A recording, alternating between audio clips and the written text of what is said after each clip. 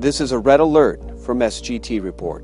As you all know, on December 31st, 2011, New Year's Eve, sitting President Barack Hussein Obama signed the National Defense Authorization Act, and contained within it was S.1867, which allowed the president to declare the homeland a battlefield and arrest any Americans they deem a terrorist. Upon signing the bill, Obama said, quote, "I have signed this bill despite having serious reservations with certain provisions that regulate detention, interrogation, and prosecution of suspected terrorists," adding, quote, "My administration will not authorize the indefinite military detention without trial of American citizens. Indeed, I believe that doing so would break with our most important traditions and values as a nation," end quote. As many of us know, the Constitution itself states in the second clause of Section 9 of Article 1, quote, "The privilege of the writ of habeas corpus shall not be suspended unless when a case of rebellion or invasion the public safety may require it." I want to make the case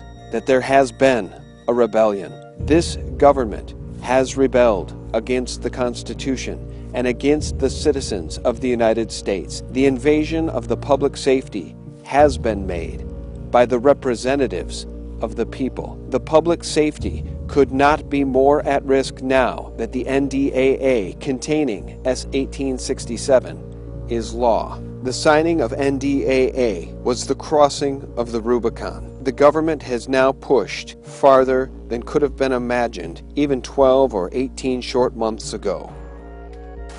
This is as much as you will ever see of me on the internet, me and my SIG P229. I have long believed that the final straw will come when this government attempts to ban guns or ammunition or declare a confiscation of precious metals.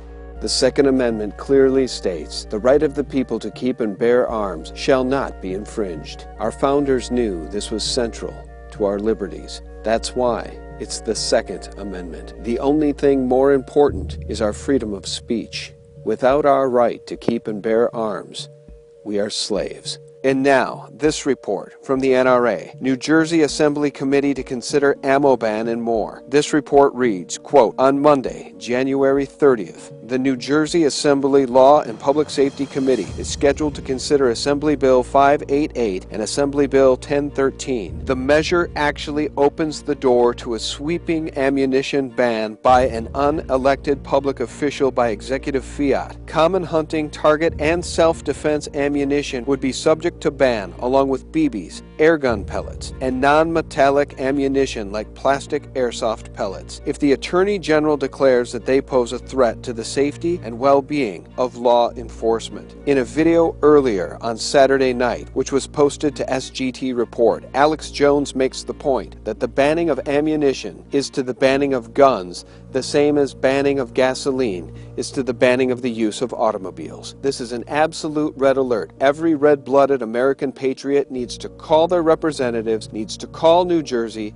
needs to support the NRA, and needs to stand up, because the minute this criminal government goes for the guns, there will be a revolution. And as we've long believed, this government wants a bloody confrontation with the people. We need all honorable military to stand down and stand with the people, because when the revolution comes, it need not be bloody.